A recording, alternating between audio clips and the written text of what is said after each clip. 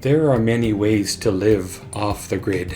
There are many definitions and many opinions of what that means. I think there is no wrong way to do it as long as you're not hurting anyone or trespassing. As long as you're in good health and able to support yourself. As long as you are happy and content. I think it takes a special kind of person to succeed. I think it takes a special kind of person or couple to succeed at it. I think you have to have the right balance of logic and insanity to succeed. I think you have to be willing to work at it and not give up because your setup doesn't match what you see on the internet. All one has to do is join a couple of social media groups and you will be overwhelmed with all the information and posts. Some posts are useful information from experts who have been living this lifestyle for many years. Some posts are from those who are wondering the legalities of living off the grid. Some posts are from those who don't trust the government. Some posts are from those who believe and have been prepared for years or decades for the world to end. Some posts are from those who are new at the lifestyle and are in need of help and guidance in going about survival. I once had a home and a garage and a beautiful yard. However, life had other plans for me. Over the last few years, I have had the ever-growing urge to buy a piece of dirt again. Given my current financial circumstances, I will never be able to afford the large isolated property of my dreams. However, a very small lot in an almost non-existent town is almost within my reach. A lot with no service, no water, quite possibility of no power. One of those lots where your neighbors is just a few feet away. The municipality has a lot of say and will closely watch what you do on your own property.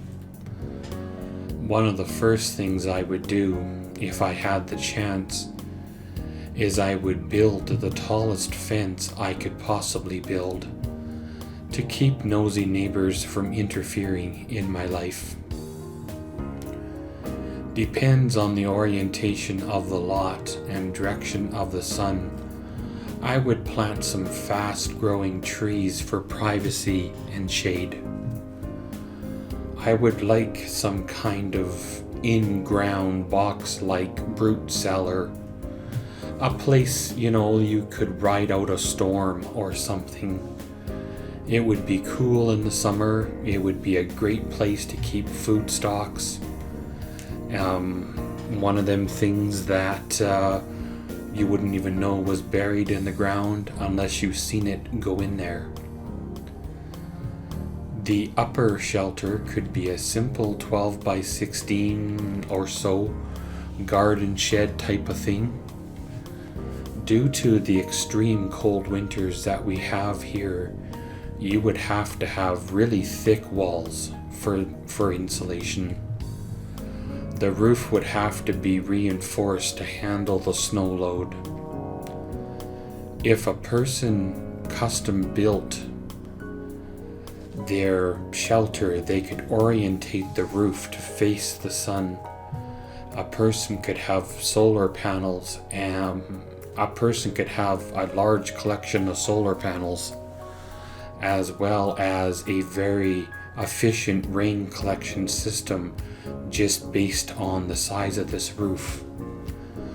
A person could have an outdoor shower for the summer months, wood heat for winter months in combination with like a diesel heater, similar to what you'd have in a van life type of situation.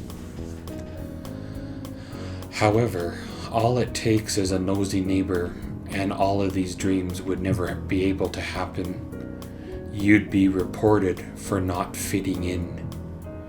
You'd be reported for not building a house or skidding in a mobile home or planting flowers with a white picket fence in a yard full of screaming children like everybody else. People are afraid of things that don't fit the status quo, what is so-called normal. The government likes to get their fees from you. They want a power service even if you never use it.